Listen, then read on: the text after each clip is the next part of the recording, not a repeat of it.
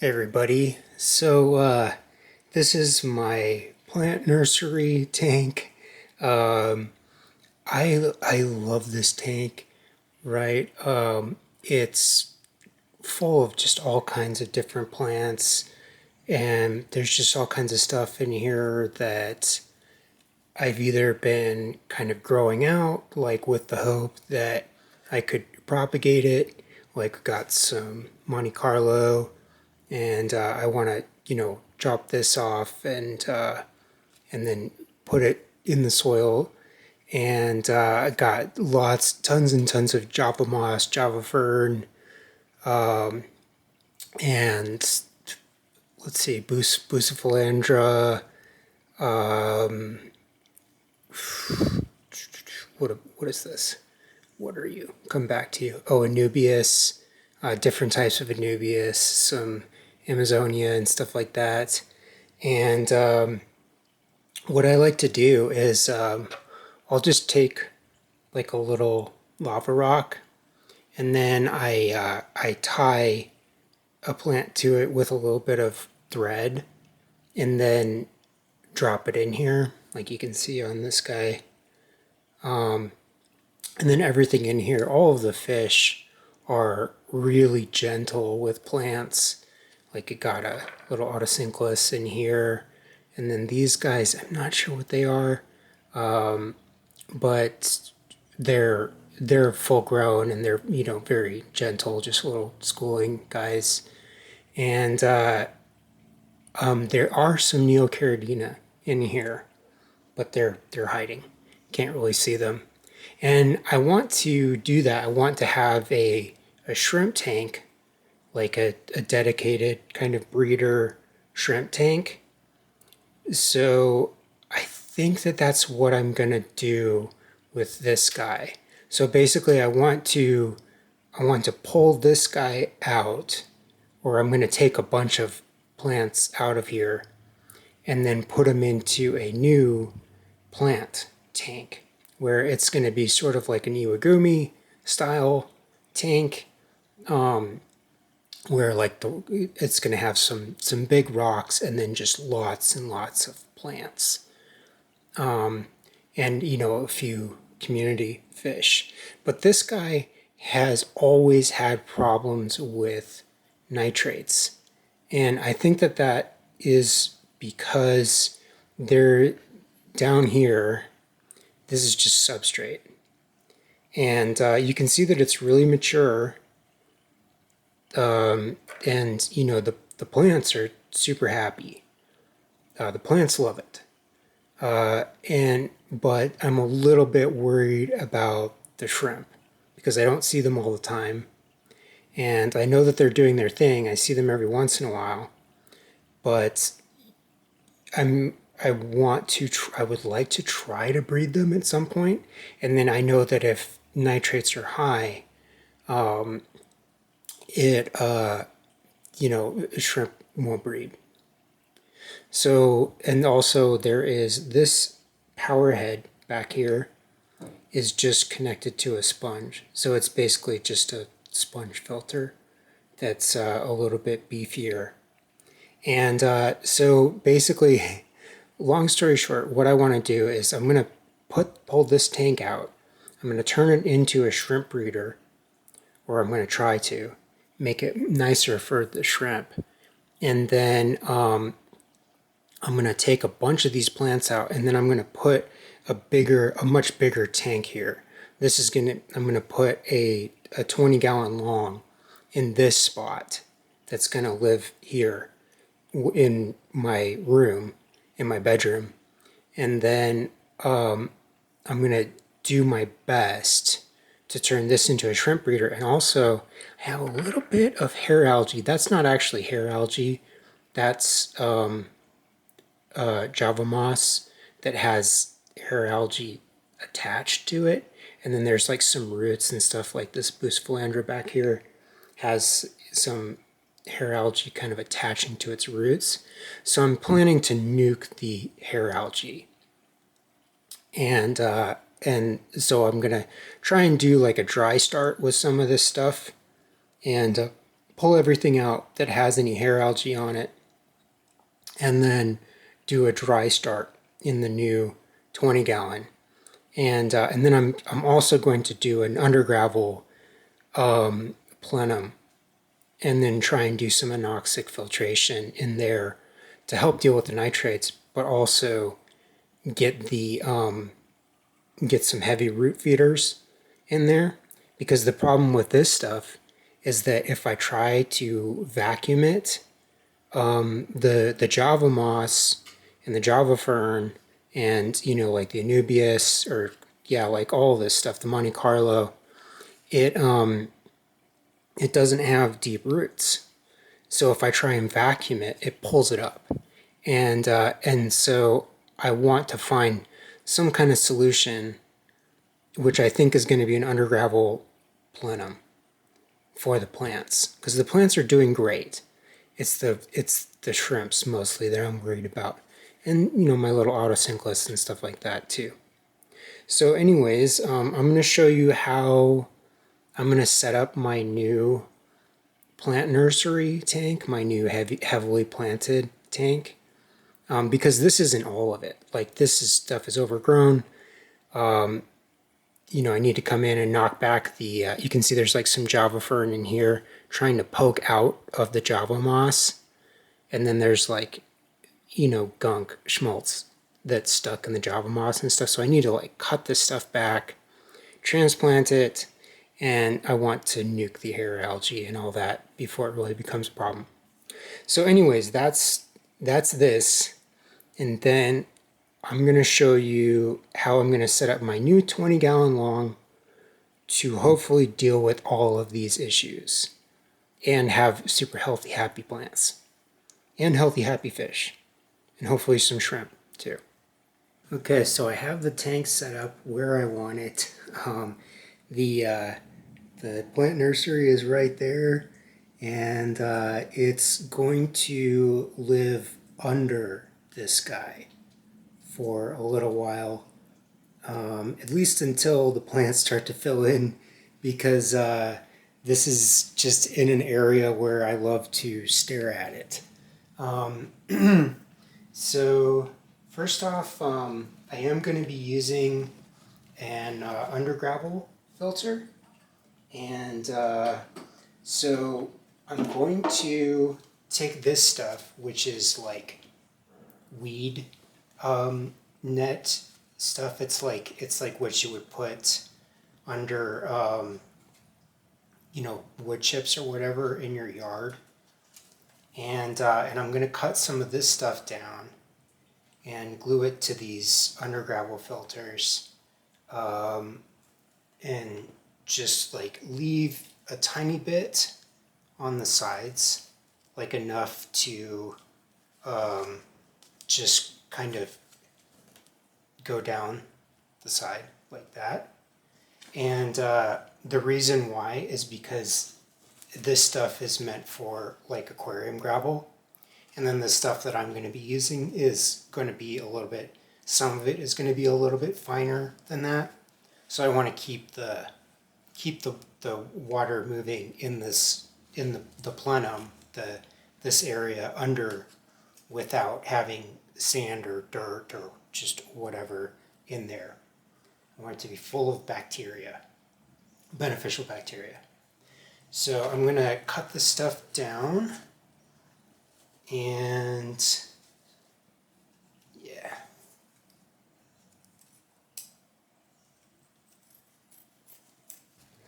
Okay, so I've got the filter cut up how I want it, or this weed mesh stuff, and then I'm just going to take a little bit of hot glue and put it down, mostly just in the corners. And hot glue is totally, you know, aquarium safe. It's inert, dries like totally inert. So super glue is too, but this is just quicker and easier than super glue.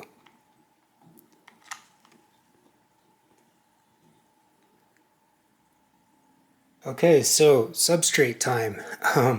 I'm using washed or rinsed kitty litter. And there's multiple reasons why I'm doing this.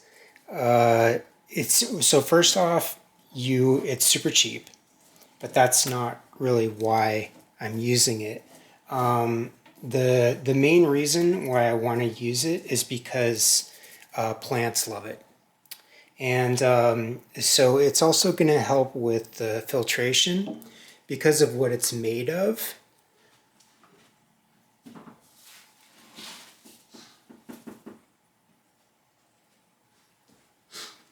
So this kitty litter is it's baked clay, and you do need to rinse it like really, really good because it's just kind of covered in dust and like particulate stuff that you don't want in your aquarium.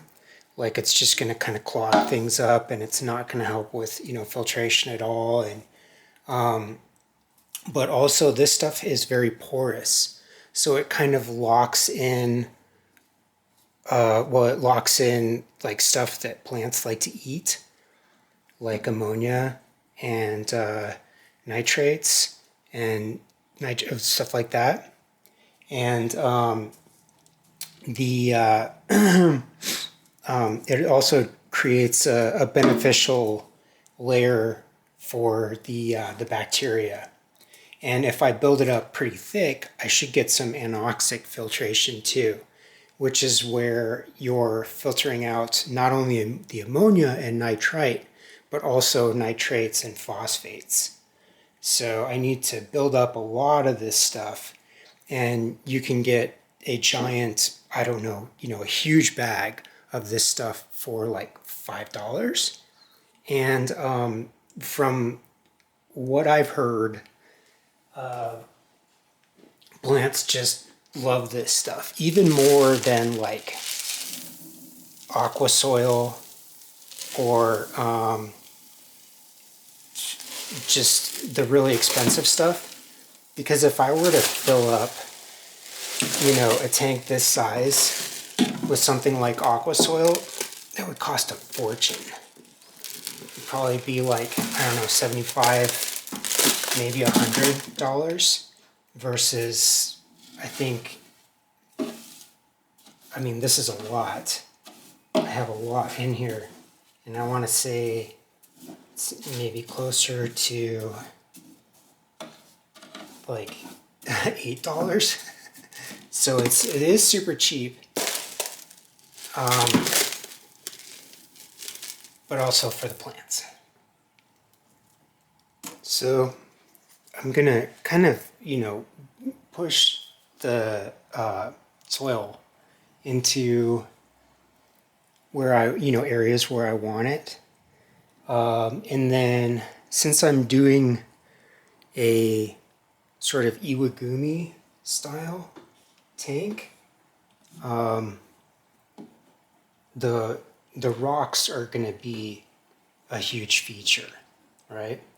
So I'm going to take my big rocks, and then this is Suryu stone, and kind of interesting, like, so I have a fair amount of dragon stone. This is the first time that I've been able to find this stuff, Suryu stone. They also call it like elephant stone, I've heard it sort of called a few things. But Suryu actually means dragon stone in Japanese. Sei is stone, and then Ryu is dragon. So, but I'm gonna sort of create like a natural valley kind of thing here in the middle, to sort of, and then I'm trying to sort of point the lines and the rocks off, in this direction, to do a sort of iwagumi style. And then I want to also create like a little barrier to keep my soil back here, you know, because this is going to be elevated. And then this is going to be, I'm going to have some like lower sort of carpeting plants, and maybe just some sand like here in the front. There's not going to be a whole lot of the substrate, so there's not going to be as much stuff for rooted plants to go down into. It's going to be more for like epiphytes and for low carpeting plants. So this is going to take me a little bit just to get these stones kind of how I want them back here. But yeah, I mean, this is actually going to be kind of an inexpensive tank. Like the rocks are going to cost more than the tank and the substrate and like all the filtration and all that. I want to say I spent like $50 on rocks, and you know, probably a lot less on the tank. Okay, got my hardscape how I want it. Yeah, I mean, better be, right? You got to commit because it's going to be like that. Finally, time to start blending, right? So back here, I have some stuff that's not going to get too tall, just like maybe, you know, a few inches tall. And I'm trying to sort of kind of hide my lift tubes back here. And then these guys, if the water level is down here, right? And then I'm doing my dry start, I can put bubblers in here in these guys, air stones, and then get about 3 inches of lift out of just an air stone. So I can put the water, you know, I can keep the water level pretty low, and then it's going to bubble out of these. And then this stuff, the kitty litter, you know, it soaks up, you know, it soaks up water. So it's basically like a hydroponic medium. And that's going to keep all of the plants, keep their, you know, their roots wet. And these guys are actually, I got these from, you know, geez, like Petco or something like that. So they keep them in that culture stuff where the roots are in something, and then they're basically they're grown immersed and not emerged. They aren't grown in the water.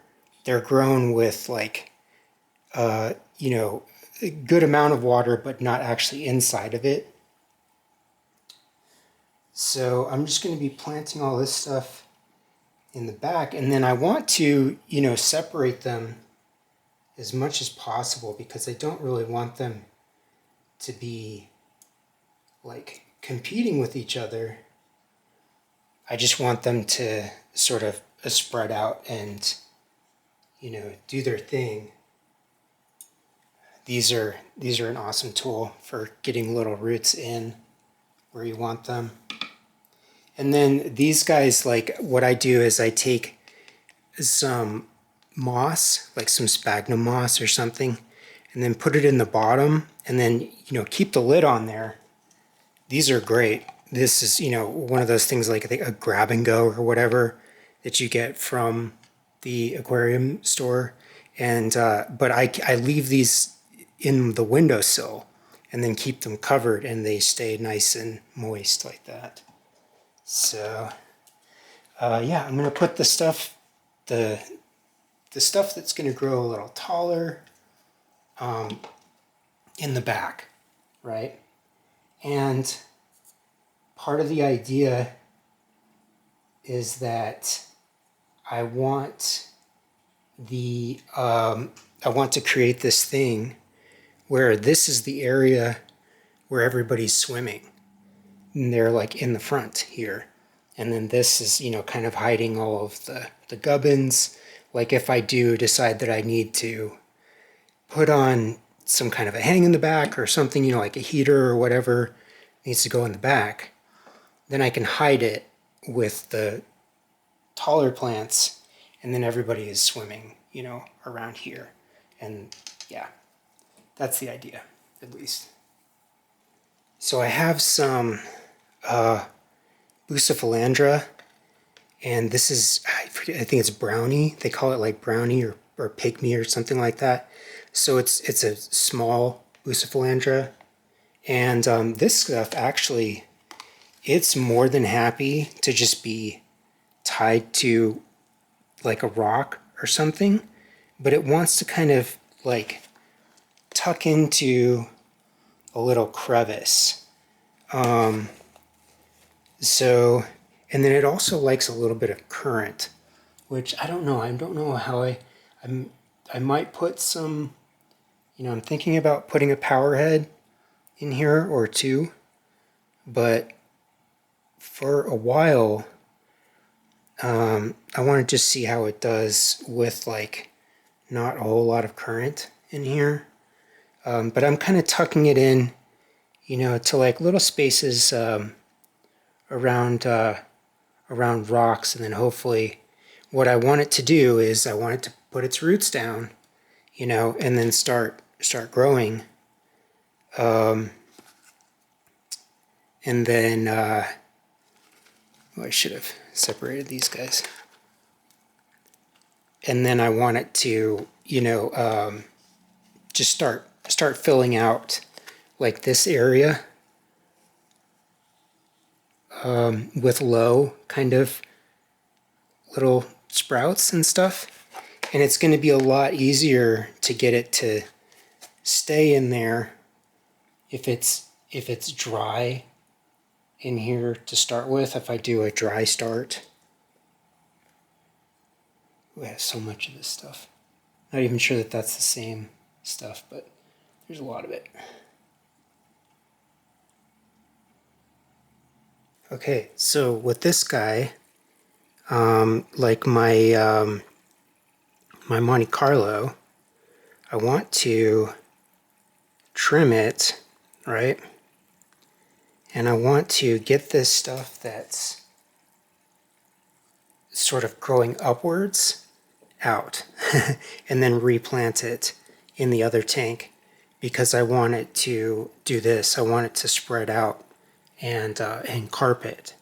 And I want that to do it in there too. So if it starts to get tall in there, then I'll cut it off and replant it so that it's spreading out. Okay, so I've got my plants in, you know, where I want them. And actually started to take a little bit of water change water. So this is just, you know, dirty water from, I did a little bit of gravel vacuuming. And then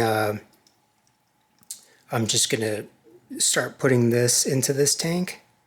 And some of this stuff has been growing immersed, like this this Anubias over here, and some of this Bucephalandria has been growing. It's actually been submerged. But okay, so you can see like this stuff, this kitty litter stuff, it actually looks really attractive, I think, when it's wet. And then I probably will cap this off with some kind of sand or something that kind of matches this. You know, that looks like it could have come off of the Surrey stone. Some kind of gravel or something, but that's not bad for like a $5 bag of kitty litter. So then what I'm gonna have my air stones going back here, and then that should be enough to get that lift, to get this stuff to bubble. But also this stuff just soaks up water. So as long as there's water in the bottom of the tank, this is gonna stay wet, you know, up here. So, and then next, what I want to do is I'm gonna cover it to keep it nice and humid in here. Okay, so just a short update on this tank. So I wanted to, originally I wanted to do a dry start in here with like the Monte Carlo and stuff, and like I got some dwarf baby tears in here too. And then I have like some slow growers, like some Anubias, a little bit of Anubias kind of around. And then I have a lot of Bucephalandra. I really like Bucephalandra. Have some of these guys. These are just Bucephalandra that's like tied to lava rocks, and it has a little bit of moss kind of tied to it too. And then they're living in here for now. So so originally what I did was since I remembered that the Monte Carlo and some of this stuff, like a lot of this stuff down here, was growing immersed. So it was already underwater. And like that's how I got it from the store where I actually got it from. So I didn't want to shock it. So I didn't want to try and grow it out of water and then put it back in water and, keep going back and forth. So I decided to flood this portion of the tank. And then this stuff back here, the taller stuff, was not doing so well just being just out of the water. So, I basically just did water changes. Like I've been doing water changes and then taking that water and putting it in here. So the interesting part is I think that the kitty litter, it's so I forget what this stuff is made of. I want to say it's either bentonite or zeolite. It's something like that. But it's clay and it's baked. So it's porous. And then if you've ever had a cat, you know that like they pee on it, it sucks up the moisture, and then it kind of locks in the smell, like the ammonia, and in this case it would be nitrates. So I've been doing water changes, putting it in here to get it established, and also just to feed the plants. The nitrates have just been plummeting. And it's really interesting because, I've been testing the water, and there's a good layer, of substrate, like back here, like a good few inches, like 6 inches worth of kitty litter in here. So that's a lot of media, right? But it's just soaking up the nitrates because it can't be the plants. It can't be just the plants. They're eating all of that. So I'm gonna say myth confirmed that kitty litter sort of soaks up nitrates or locks in nitrates, or it's a good home. It's like a good home for the bacteria, like the anoxic bacteria that like to actually convert nitrates into whatever they turn it into a gas or something like that, and it escapes the aquarium. Because if you know how the nitrogen cycle works, you get your ammonia turns into nitrite, the nitrite turns into nitrates, and then the nitrates just kind of hang around, or they get eaten by plants. But supposedly, if you have a really thick layer of substrate and then there's water that's moving through it at a gradual rate, you will start to get those kinds of bacteria that will break down the nitrates. So I actually think it's really attractive to the kitty litter. Like originally I was planning to kind of top off this area in the front, like here, with some kind of sand that kind of matched the Sirius stone. But I couldn't find any sand that I really liked. And also, I just think this stuff looks really nice. And if I do get some carpet down here, you know, if I get a nice Monte Carlo carpet with some Anubias popping out of it and boosts, you know, and stuff like that, just popping out of it, great, fantastic. This stuff is growing really well back here, the taller stuff, and nothing in here should really get much taller than like 3 or 4 inches, except maybe this Java fern. And then this is a temporary home for that too, because I'm planning on doing other stuff with this stuff. And everything that's on lava rocks in here is gonna eventually get moved somewhere else. But yeah, I have some snails in here. I got like 4 Nerite snails in here, and they're just kind of doing their thing. And got a little cucumber in there for them if they got hungry. But they just kind of, you know, went around mostly and kind of cleaned up the dead leaves and stuff. So anyways, yeah, I'm gonna say I think that the kitty litter is kind of a secret weapon for a planted tank. So it's only been, you know, like a week and a half since I set up the tank. I did start to see the algae, so you know that's when I put in the snails, and it's cycled water and what have you, right? And snails are super tough; they'll be fine. But I guess I'll probably do like a 1 month update to see how everything is doing and see how stuff in the back, because this stuff is going to be more like root feeders, and that is going to want to put some roots down, and we'll see if some of this stuff melts, if anything melts. So yeah, I'll do an update in about a month. So that's going to be it. But take care of yourselves, and I'll see you in the next one.